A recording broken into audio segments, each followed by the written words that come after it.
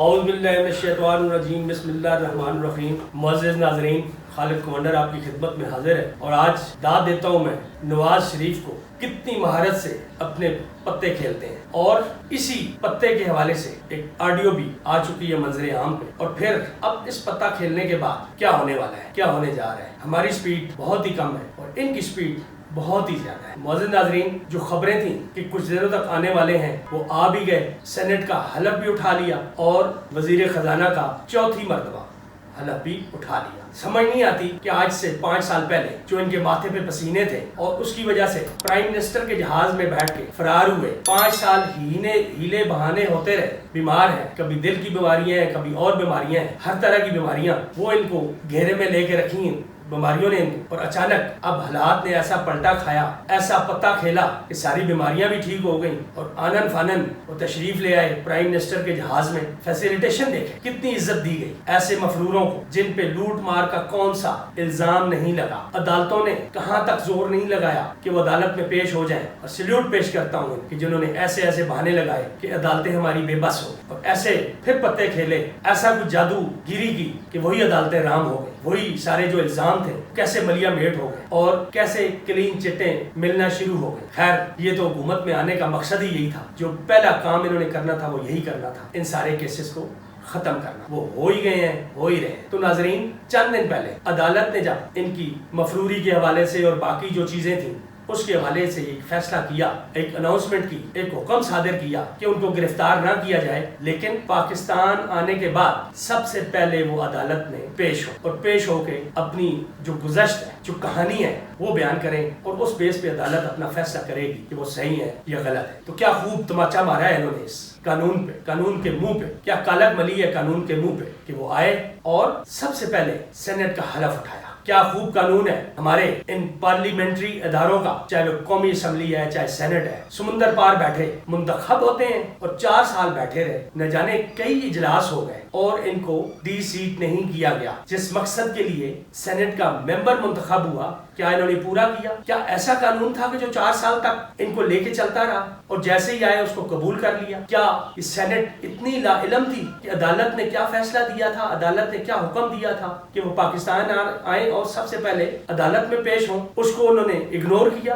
اور سینٹ نے ان کو قبول کیا؟ کیا یہ قانونی طور پہ صحیح تھا کہ ایک 5 سالوں سے جو مفرور ہے، جس کو ڈکلیئر کیا گیا ہے مفرور، کیس سچا ہے یا جھوٹا ہے وہ بات کی بات ہے، آپ کی عدالتوں نے اس کو ڈکلیئر کیا ہے، کیا اس کا ڈائریکٹ سینٹ میں آنا، آ کے حلف اٹھانا جائز تھا؟ یہ ہمارے قانون ساز ادارے ہیں، کیا زبردست supremacy of parliament of senate, ماشاءاللہ حلف بھی لیا انہوں نے، اور آج پھر عدالت میں پیشی کے لیے گئے۔ کیا پروٹوکول ہے؟ آئی جی صاحب پیش ان کے اور کوئی کام نہیں تھے، ایک مفرور کو پروٹوکول دینا تھا، انٹیریئر منسٹر کا اور کوئی کام نہیں تھا، اس کو پروٹوکول دینا تھا ایک مفرور کو۔ آج جج صاحب نہیں تھے، شاید پہلے سے انہوں نے چھٹی لی ہوگی اور کوئی عدالتی کارروائی نہ ہو سکتی۔ تو کہنے کا مقصد یہ تھا کہ قانون میں کتنی فلیکسیبلٹی ہے، کتنی آسانیاں ہیں اس طرح کے لوگوں کے لیے کہ وہ کل کیا تھے اور آج کیا ہوئے، اور پھر آج اسی باگڑ بلے کو اس دودھ کی رکھوالی پہ بٹھا دیا گیا ہے، جس کی پلاننگ تو شاید پچھلے 6 مہینوں سے تھی، اور یہ 4تھی دفعہ اس کو بٹھایا گیا ہے، اور اس کے جو پچھلے دور جتنے بھی تھے اس میں ملک کو دیوالیہ کرنے میں، ملک کو تباہ کرنے میں انہوں نے کوئی کسر نہیں اٹھائی، کوئی کسر اٹھانے میں پیچھے نہیں تھے، بھرپور طریقے سے انہوں نے جب بھی گئے، جب بھی رخصت ہوئے، ملک دیوالیہ ہونے کے قریب تھا، جو کہ ان کے اپنے جو ابھی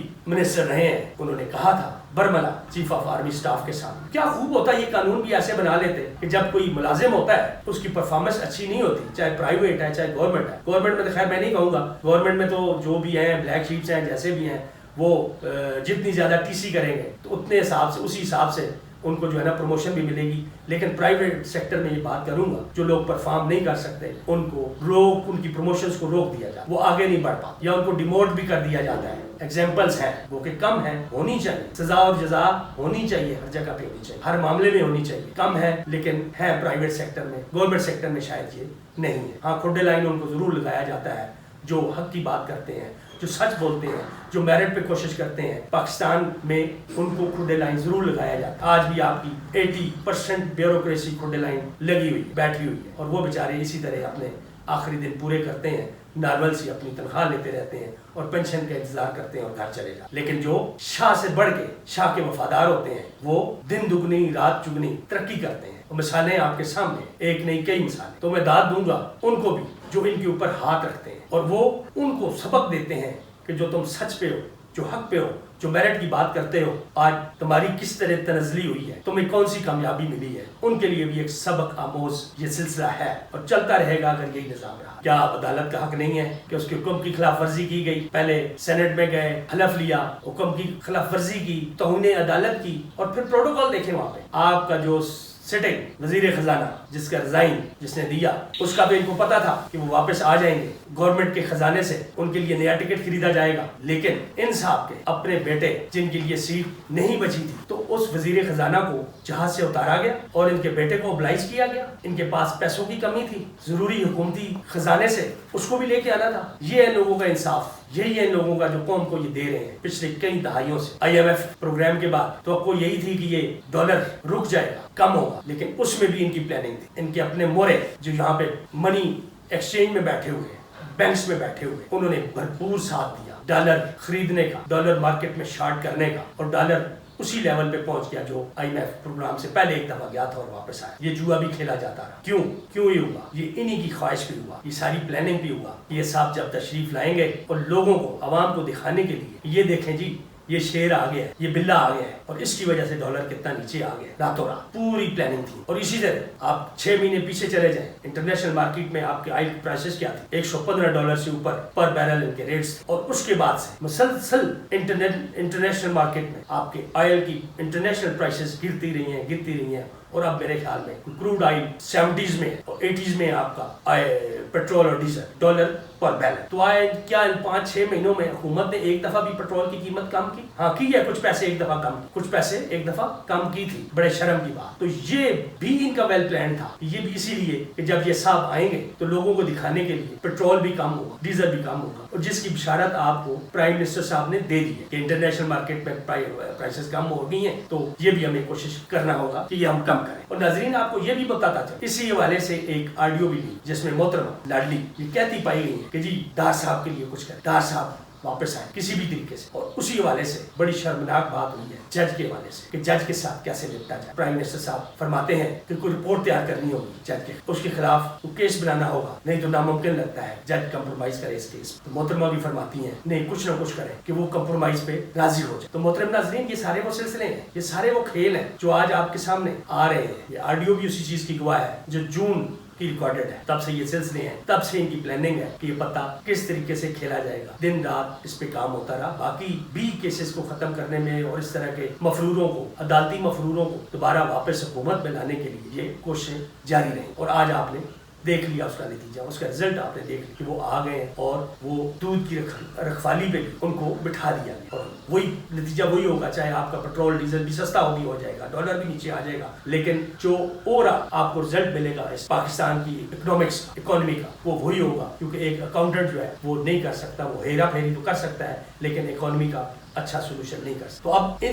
ان چالوں کی وجہ سے پی ٹی آئی گورنمنٹ تو نہیں ہے، اپوزیشن میں ہے، جلسے کر رہی ہے، پاپولیرٹی پیک پہ ہے، تو اس کو بھی کاؤنٹر کرنے کی کوشش کی جائے، جو کہ ایک بہت مشکل کام ہے۔ الیکشن آج اناؤنس کریں تو ان کو نتیجہ اس کا نظر آ جائے گا۔ ڈیلے شروع سے کر رہے ہیں، آئندہ بھی یہ کریں گے، لیکن جب تک یہ کرتے جائیں گے تب تک ان کو نتیجہ وہی ملے۔ اور ساتھ ہی چونکہ یہ ڈار صاحب نواز شریف کے انتہائی قریبی سمجھے جاتے ہیں، اور ان کی پچھلی گورنمنٹ میں اگر دیکھا جائے تو نائب وزیر اعظم ہی ان کو تصور کیا جاتا تھا، اور اسی طریقے سے یہ باقی نہ صرف اپنے فائنانس کے باقی سارے اداروں سے بھی اسی طریقے سے یہ ڈیل کرتے رہے ہیں، ان کو ڈائریکٹ اپنی کمانڈز دیتے رہے ہیں، جو کام انہوں نے کروانا تھا ڈائریکٹ کہتے رہے ہیں، اور وہ ادارے بھی اوبے کرتے رہے ہیں، ان کو پتا تھا کہ ان کی حیثیت کیا ہے۔ اور اب بھی پہلے مفتہ اسماعیل کے ساتھ ہوا، اس کو کیسے سائڈ لائن کیا گیا، اور اب جو ان کے سگے بھائی ہیں شہباز شریف اور ان کی جو کچن کیبنٹ ہے جن میں کچھ خاص لوگ ہیں، اب دیکھنا کہ ان کو بھی کیسے سائڈ لائن آہستہ آہستہ کیا جائے گا، کیونکہ ان کا کام